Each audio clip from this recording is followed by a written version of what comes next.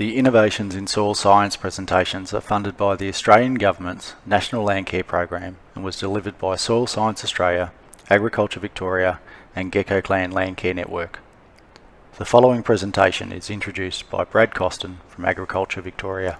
Dr Helen Hayden is a soil microbial ecologist with the University of Melbourne and has come up for the day to talk about soil microbiology and soil-plant microbe interactions. Hi everyone. I've got too many slides, so we're going to probably go for a wild ride. Hang on. So today I'm just going to talk about Soil Biology 101 so that we're all on the same page. And primarily I want to talk about soil biology tests because this is what I usually talk to farmers about, and your perspective on it would be super interesting to me. So got questions, go for it. And also biology products. So when I'm doing my farmer talks, a lot of people are coming along, they're interested in Regen Act, and they're telling me, they're using biologicals, and I'm a bit skeptical, so we can have, discussion about that too. So who lives in our soils? These are the guys that are there. The microbiota are the smallest things and also the most abundant, so the bacteria, the archaea and the fungi. And then we're into the soil fauna groups, which have really important ecosystem roles. So that's your protozoa and nematodes, which are microscopic, and then the things that we can just see with our eyes. So the springtails and the mites, and then the much larger organisms like the worms and the ants and termites and things.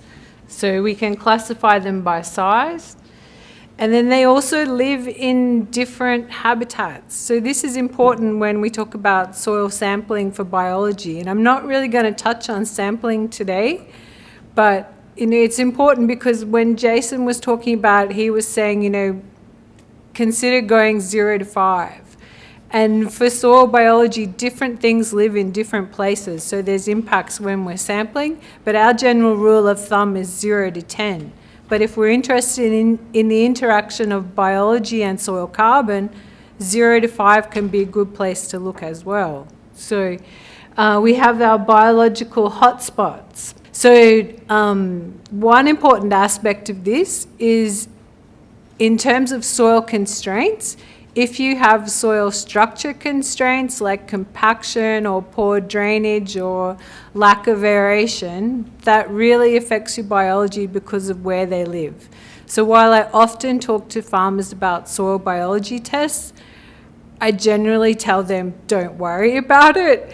Fix your constraints first, whether they're physical or chemical, because the biology live in the house. And if the house is drafty or flooded, then you're not going to have it doing its best job for you in terms of ecosystem functions.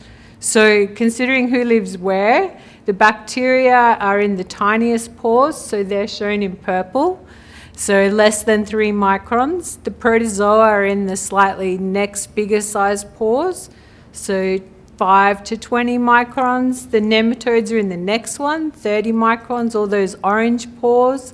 You can see they're much bigger and they need water to move, so that's why they need a bigger pore as well.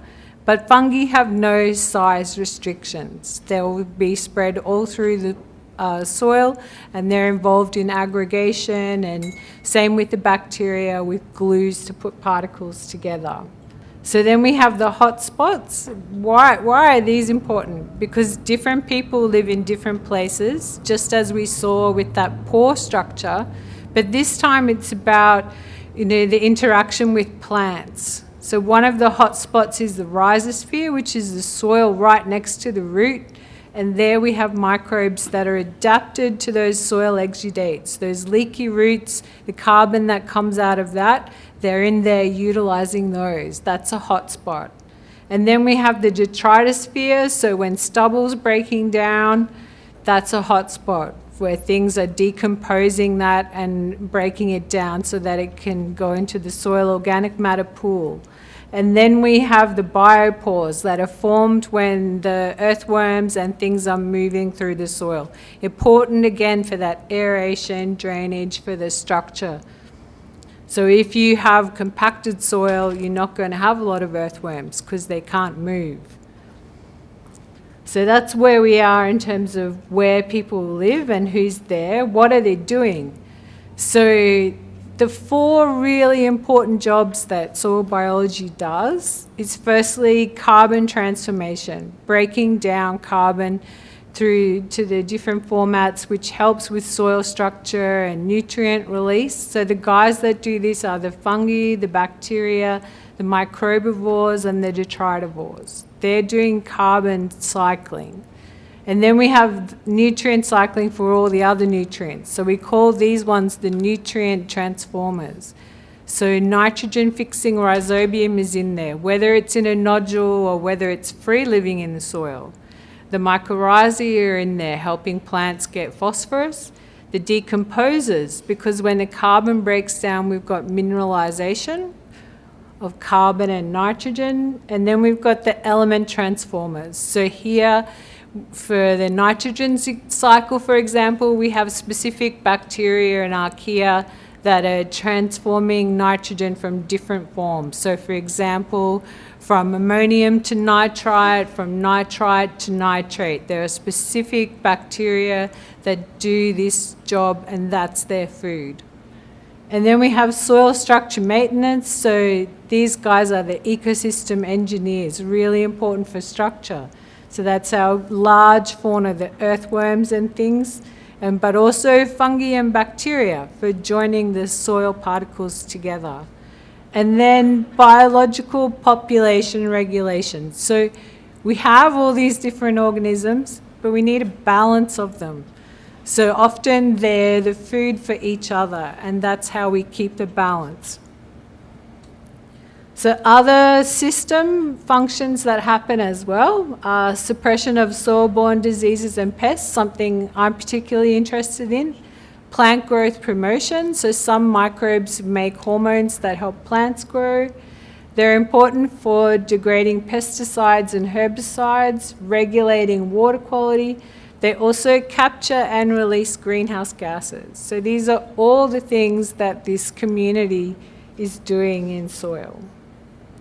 And here's an example of the community and how different organisms are the food for the next level of organisms. So the first trophic level, we have primary productivity by plants, so photosynthesizing, that makes the organic matter, which is the food for the next trophic level. And this is something that is becoming innovative in soil biology, and that's starting to look at the interactions together.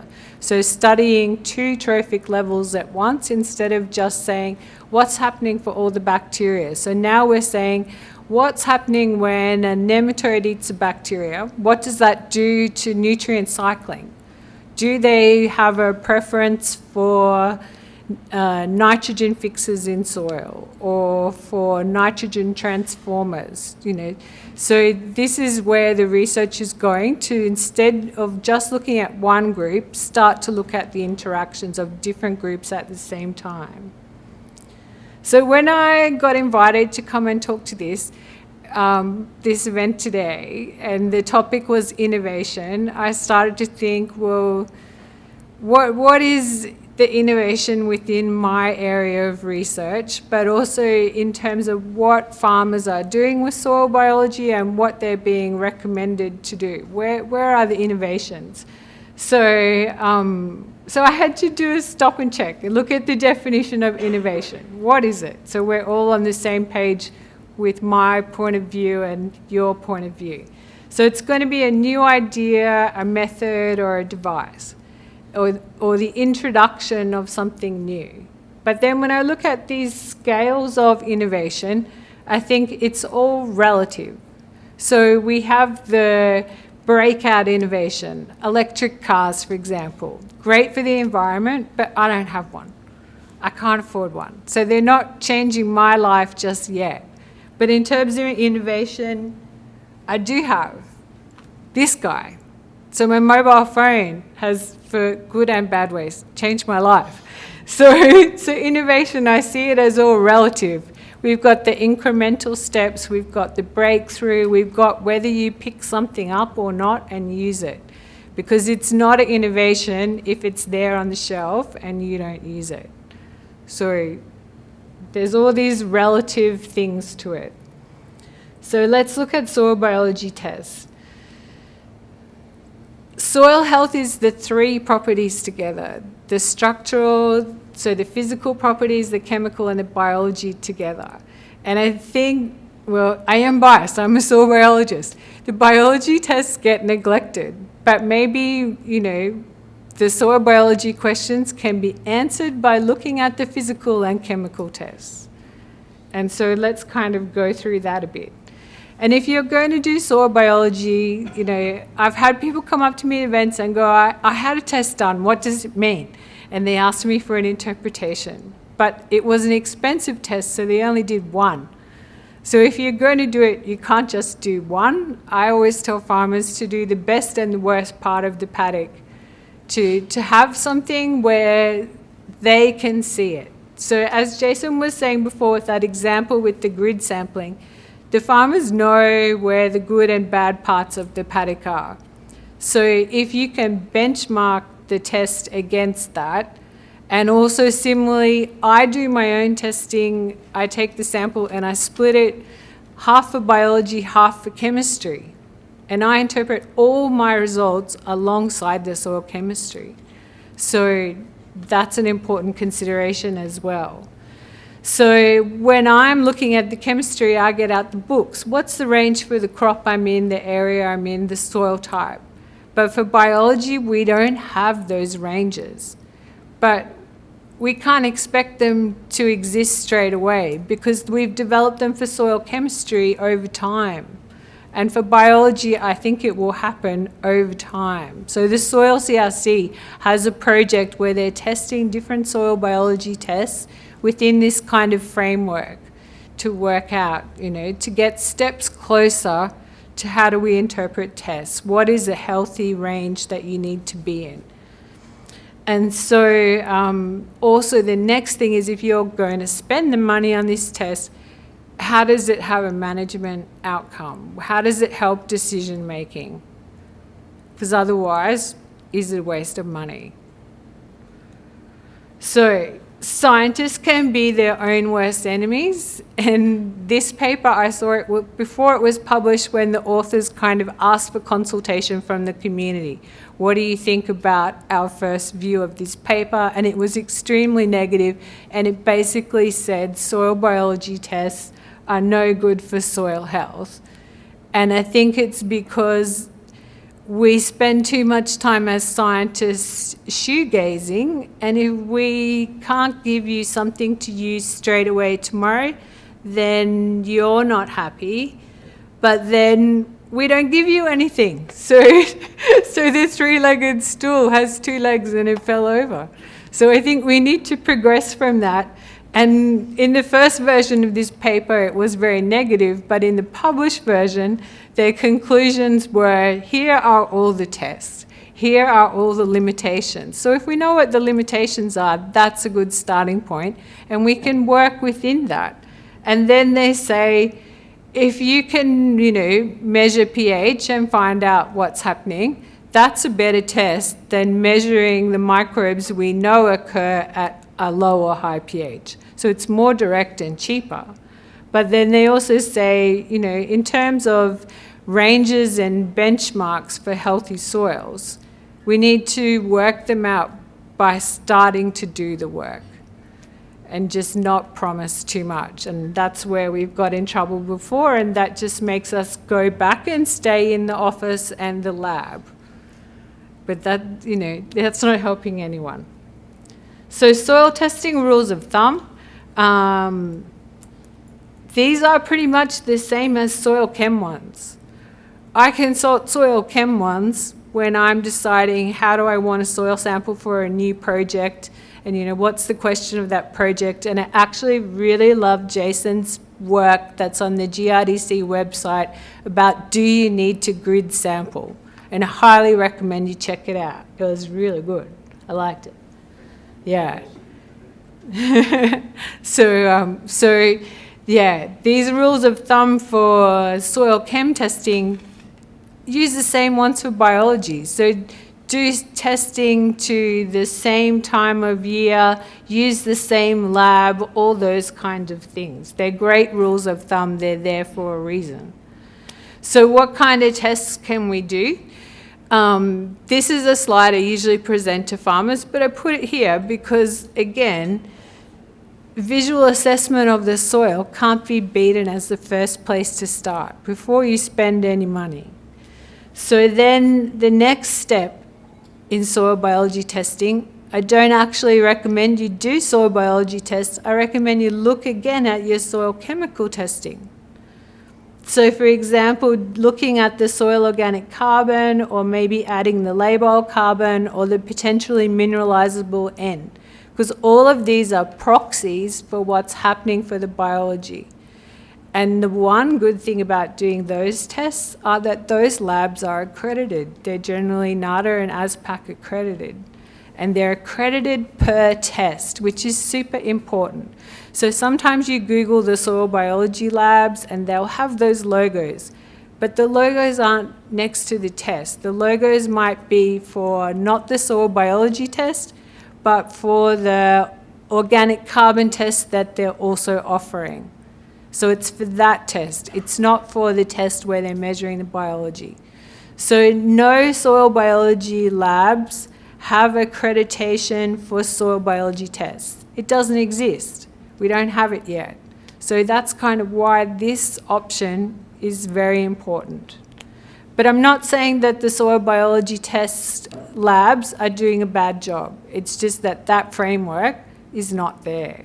So what can you do for soil biology tests? There's a bunch of tests there, and we'll walk through some of them with actual data for examples to see what it looks like. So here we have the accredited test for soil chemistry, and in this case, with this farmer group, we added in the labile carbon and the potentially mineralizable N. So this is on permanent pastures, on ferrosol and curasol right next to each other, and then a remnant forest just across from the paddock for the comparison. So the pH in the remnant forest is 4, which is the normal state for that soil, and I've got lots of examples from this site. The permanent pastures, 25 years old. The ferrosol and curasol are paddocks right next to each other. So this is from Tasmania, Piper's River near the Tamar, and the ferrosol is this rich red soil strips through the landscape there. And so what I want you to see here is that as we look at this data, it's sitting amongst all the other data that we might generally get. And so it's a few dollars more, and you can look at that and interpret it in terms of soil biology. And we see that with depth, we have degradation of organic carbon, and that corresponds to the rule of thumb of soil biology decreasing with depth, because their food, which is the organic carbon, decreases too. So that's an option. One really important option that directly relates to management is testing for plant pathogens and pests.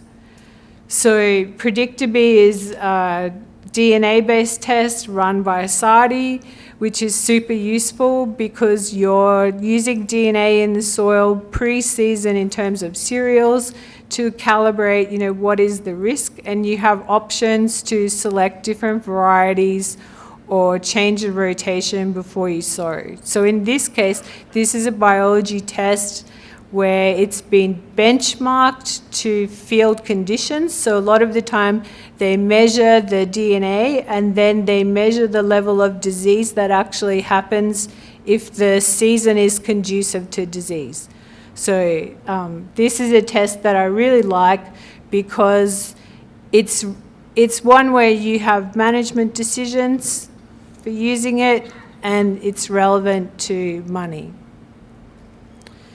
So what about innovations? In terms of disease, this is an innovation. So this is out of the US, and it's using soil microbiomes to predict disease risks. So when SARDI do it, For every one of these tests, they measure the DNA for all those different pathogens and nematodes at the same time, but they use different qPCR, so quantitative tests, to measure the amount of DNA, and they do each test to work it out separately. But when you do a microbiome analysis, so it's like you would have heard on TV and on the radio about the gut microbiome, so that's the bacteria and things that live in our stomach. And so when you do a fecal sample, we take the DNA from that and we tell you everyone that lives in there. It's the same thing with soil. We take a soil sample, we extract the DNA, we can identify a lot of the bacteria and fungi and archaea in there. So here what they're doing is taking that microbiome and going one step further for corn and soybean production in the US and saying, what are the pathogens that are there? What is their amount and the risk, so that you can take action? So there are microbiome services being offered for soil in Australia, and I'll show you some data from that, but none of them are focused on pathogens like this particular test. So this is an innovation that we haven't seen here yet, but it will happen in the future. So here you can see all the different states on the left where those crops are grown, and they kind of show the risk levels by heat map colour. And then in this other diagram, they've gone and done gridded sampling, and then they've gone further and attached economics to it, saying this gridded sampling, we see all the green squares in the paddock, the pathogen was hardly there, so the farmer doesn't need to coat the seed, so that's a saving of, so many $1,000 compared to doing the test for much less. So in this case, the company is rather clever because they're targeting pathogens, and they're targeting, they're also giving you the economic information, the value of using their test. So that is a very sophisticated test because it's a high amount of information. But what the company is doing is giving you a very distilled interpretation that's useful. This is the other extreme. So soil microbial biomass, measuring the weight of the microbes in the soil, is a really low resolution test, but it gives you a single number.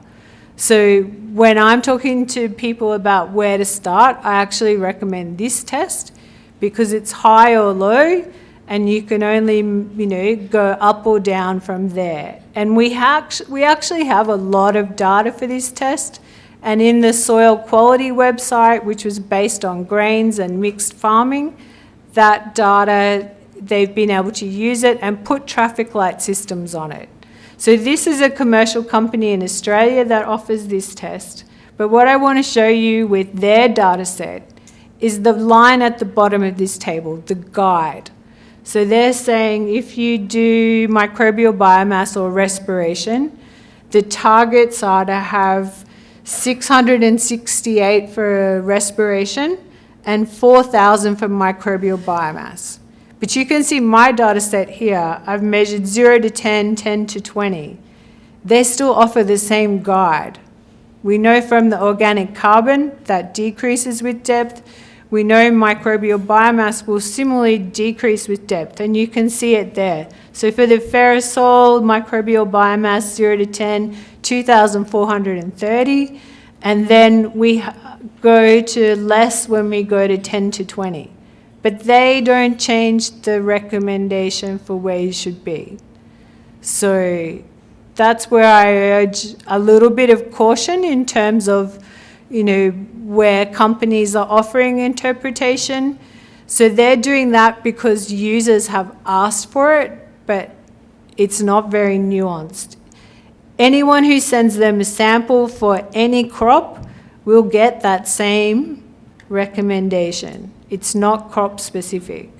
Whereas if you're sending a sample for soil chemical testing, they have all that metadata in there where they'll ask you, where does the farm sample come from? What kind of crop was on it? What kind of fertilizer was applied? All that stuff. Soil biology testing companies are not sophisticated enough to be harnessing that background data and adding it to interpretations yet. They don't have that bulk of flow through to build the recommendations to be sophisticated enough to per crop or per region or agro-eco zone or rainfall. But it will come with time. So let's look then at tests for specific organisms. So a lot of the companies that you can send your sample to tomorrow will give you counts of how much actinobacteria were in your soil, or how much bacteria or fungal bacterial ratio. And a lot of the time they do it by growing things on an agar plate. Or another way is that they'll identify that, you have different nematodes in your soil. So that's a very old school way. And I think so here's an example of that.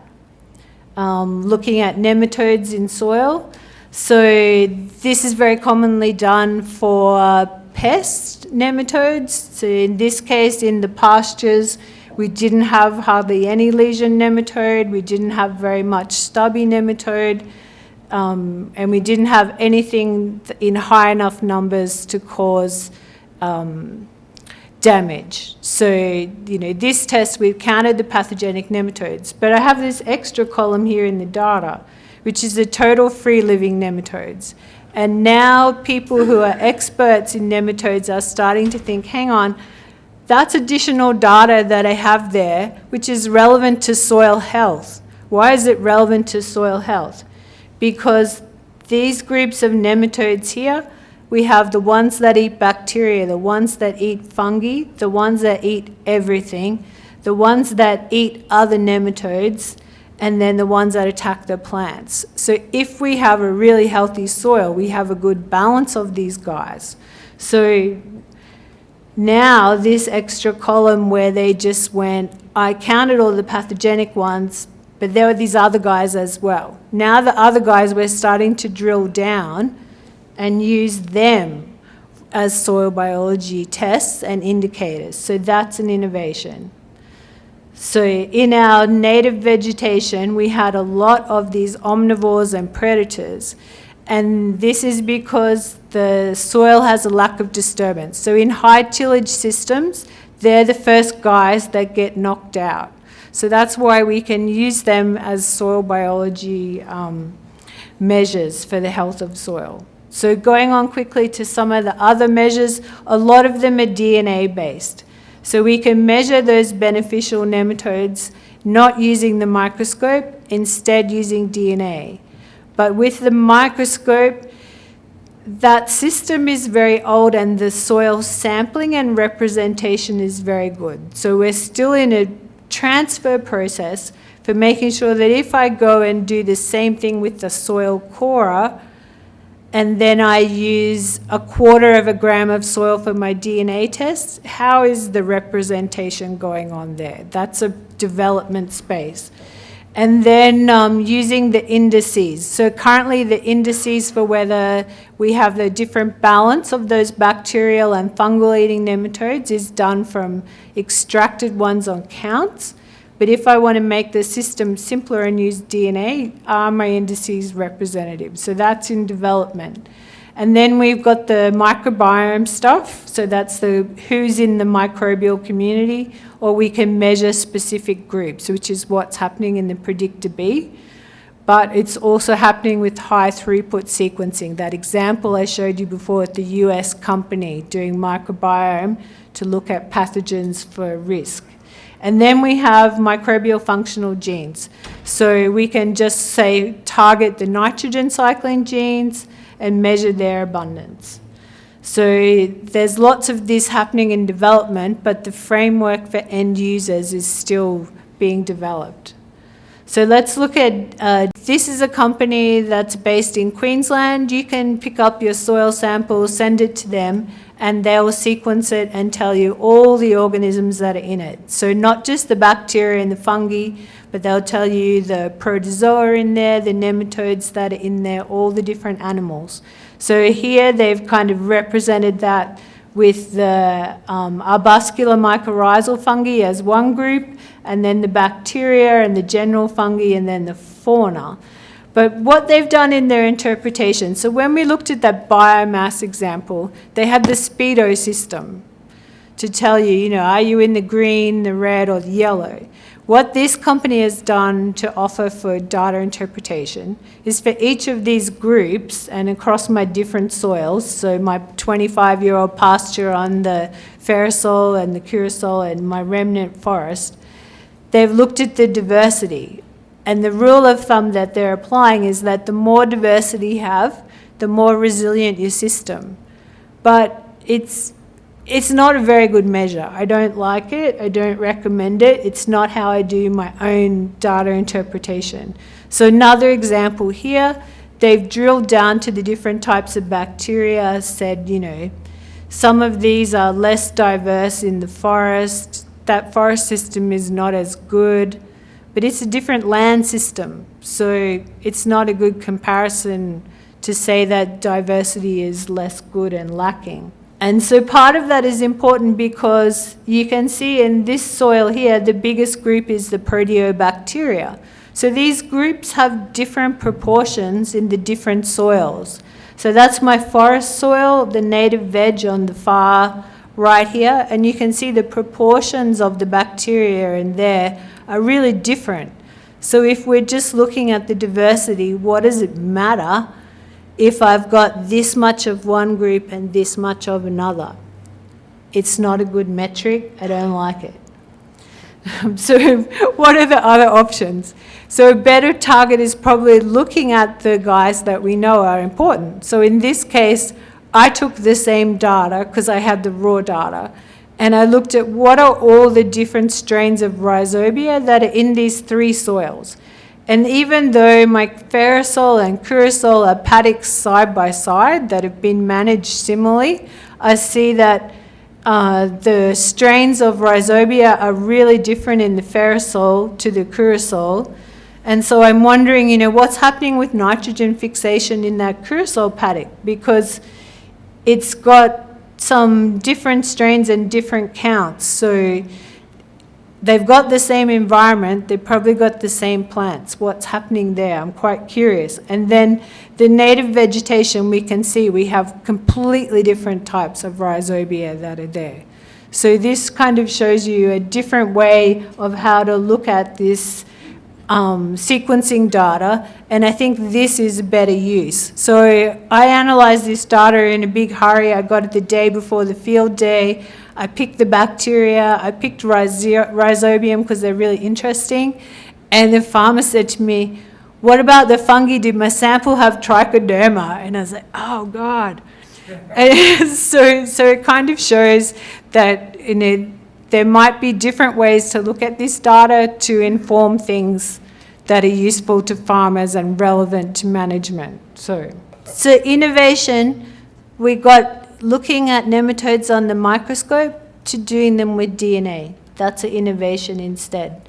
And then nematode indices. So counting how many bacterial eating ones I have and fungal eating ones, and taking that data and putting it into a framework like this, where, for example, is it this one? No, this is not that one. Is it this one? No. Oh, anyway, whichever one it is. Maybe this one. Yes. So if I have a paddock where I add heaps of nitrogen fertilizer, when I calculate all the different types of nematodes that are in my paddock, it would probably sit in this sector here. It'll be dominated by bacterial eating nematodes.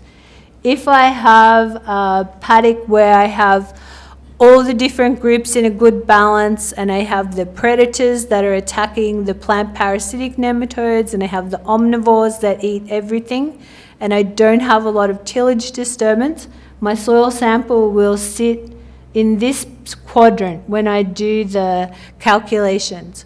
So I think starting to use these indices, not based on microscope stuff, but based on DNA and applied more widely, is an innovation we'll see more of in the future. So Sardi have got a test for this, but they haven't marketed it.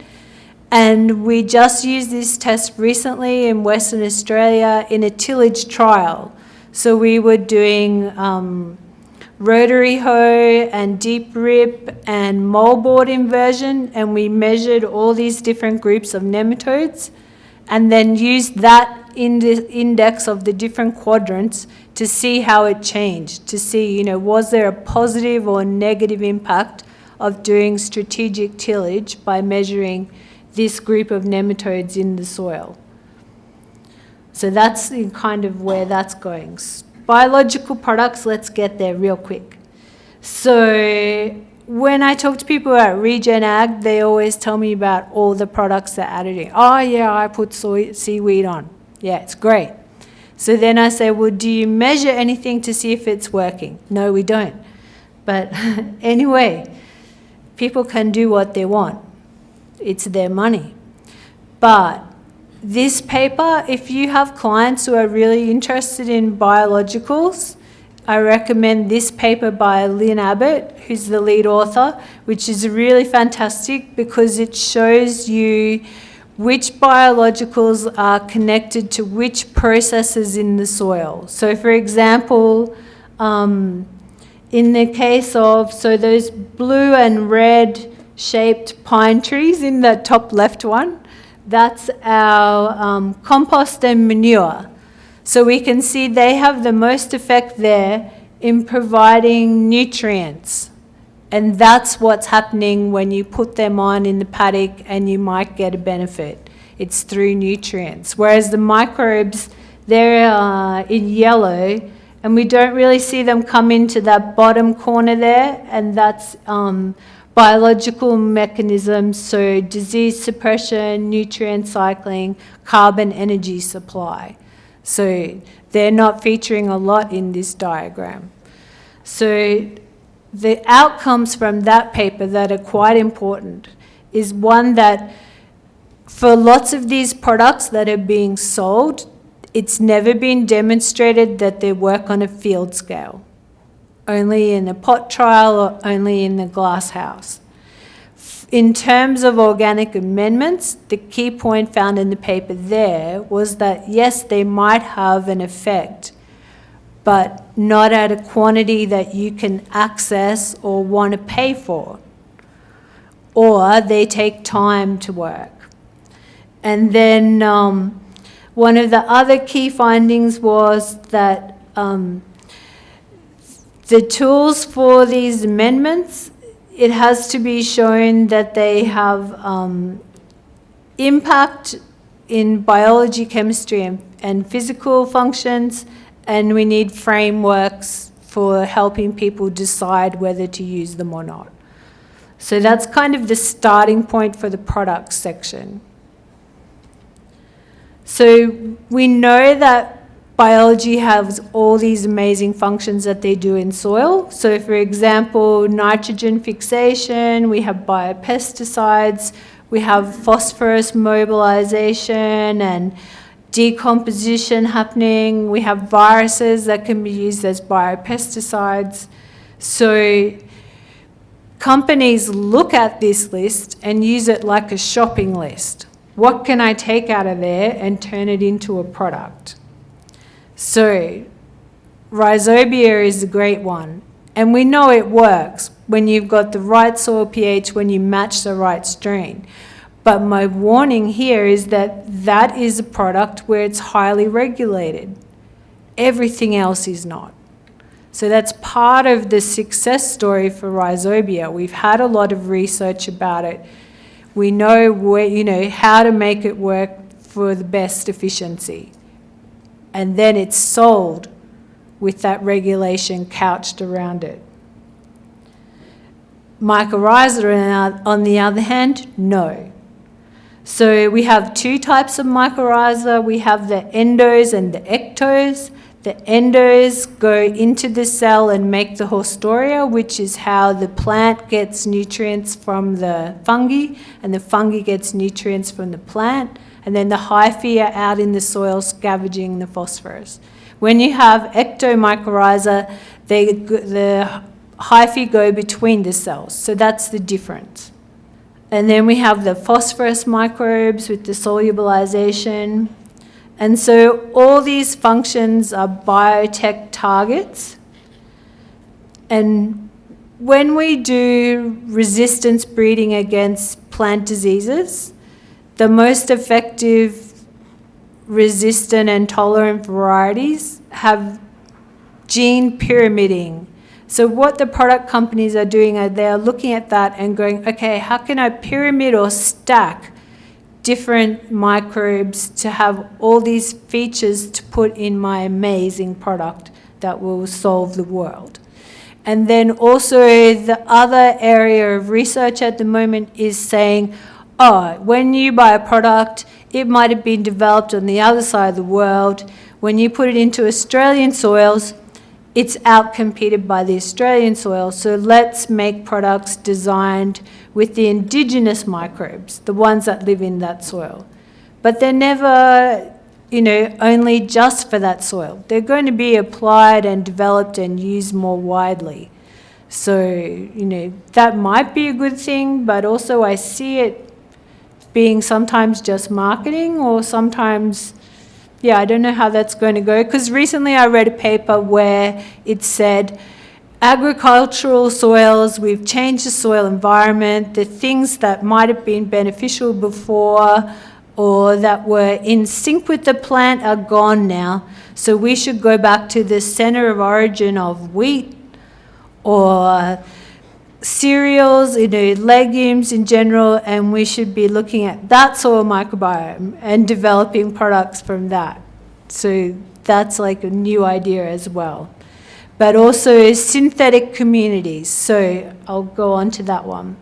So again, here we have all the plant microbe interactions, targets for developing products, so the hormones, and then the hyperparasites, that's things like your trichoderma. All of these are options to stack and put in products. But Rhizobia is the only product that's regulated. Remember how it's made, how it's sold, all those conditions. What about the other products? So the APVMA pretty much only regulates any product that is a microbial pesticide. So say, for example, a fungus that attacks insects. Everything else is called a biological crop protection product. So that means that you can, use it. It's exempted because it's a soil fertilizer or an ameliorant. And so legume inoculants are the only exception. And so if you're interested in products, this website is the best. And it's mostly aimed at hort industry, and it is really amazing that Hort Innovation have put effort into this and said, we will keep this running. So this is just a selection of the top of the list for the A's, but on this database, it has all the products, and you can look and compare. So for example, is the product registered? What is in it? So that second product there, it says it's microbial, it's a fungicide, it lists streptomyces, and then it tells you all the things that it's useful against. But some of the products will just say it does X, Y, and Z, and it won't tell you what's in it. Other ones show that stacking of different microbes. So this one at the bottom here, or is it on one of my other examples? Anyway, so one of them might have a Rhizobium, a P solubilizer, 2 types of Mycorrhiza, and when you drill down in there, so I use this for lecturing 3rd years at La Trobe, and I say to them, if we're going to have a cereal crop, we don't need that Mycorrhiza that only works on trees. And we don't need that Rhizobium. So there's a lot of things in these products, and maybe they're not what you need. But it's good to have a source to check the information. And so A lot of mycorrhizal research happens at University of, is it Adelaide or South Australia? One of them. Tim Cavanaro leads that group. And what happened recently was that researchers in Australia tested a bunch of different mycorrhizal products to see if they did what they were claimed to do. And a lot of them didn't. But their colleagues in Europe did the same experiment, and a lot of their products did do what they were meant to do. So they have devised this framework for quality of commercial inoculants with all these things that they recommend companies should be doing to strengthen, whether you're going to buy something that actually works. So some of the things they say should happen is package and labeling. So it should say where the inoculum comes from, what species is it? And that's really important because you don't want the one that works on trees if you're growing pastures. So they want full disclosure of where stuff comes from, what it is, and viability, that when you buy a product and you put it on the plant, it doesn't have dead cells in it. It has live cells that will colonize and grow on the plant. So this is a really important breakthrough. Whether industry picks it up is another thing, but it is an international framework. And so, the choice there is Australian industry gets left behind. Bigger companies that are offering stuff overseas will say, we use this framework. Our product's guaranteed. Microbiome engineering, that's new. So looking at all these different interactions of plants and microbes, using high-tech techniques, taking that through to make products. So in this case, this is where we get to what we call the synthetic communities. So we're going to do that stacking. Take a bunch of different microbes, so the P. solubilizer, the Mycorrhizae, the Rhizobium. But what we're going to do in a synthetic community is make sure that they actually will grow together. We test them in the lab. So if I took strain A and put it in solution with strain B, do they actually like each other and get on? So a lot of the companies don't say that they do this testing. They just mix it all up and sell it. So this is a new area. And also to sequencing the soil to see which microbes are interacting, using that as a starting point, and then checking that they have traits that help plants grow, checking that they will grow together in the laboratory so that the formulation actually has something that works, and then doing field testing. Does it deliver what it said it would with the plant? But this is a long, long process. And so one thing is about looking at the interactions of these different things. So this is a study from Eileen Goff in University of Southern Queensland. They're very interested in looking at what happens when I have mung beans and I put in Rhizobium and Mycorrhizae. And what they found was when you have the Rhizobium and the Mycorrhizae together, you get just as much biomass increase without added P as you do with added P. So it shows you do have interactions of these microbes, which is important in product development. And so nematode trapping fungi as well. This is one that I just quickly want to show you. They naturally occur in soil, and we haven't really found a way to harness them to control other soil microbes, but they've been developed as a product to control Barber's poleworm in livestock. And the way that they work is these things are naturally occurring in the soil, but this one particular strain survives through the livestock gut, goes out into the dung with the nematode larvae, and it will attack them there by forming these little fungal structures that immobilize the larvae and dissolve and eat them. So, this kind of shows you the things that can be developed. And where to next? So, diversity and indicators and things. some of the agribusinesses that are doing, for example, farm flipping, are going and doing soil biology tests. They don't know what they mean, but they're doing them because their investors want to see that this kind of framework that comes from the United Nations for soil sustainability includes a measure of biology. So this study is quite an interesting one because they're saying if we're going to be sustainable in soil, we need to be measuring all the different things, and that includes biology, and they recommend some tests, and one of them included diversity, Gary. So that's where that came into the system. But also, this will be more important in the future. There's already in Canberra legislation where they're considering measuring biodiversity and remnant patches on farms.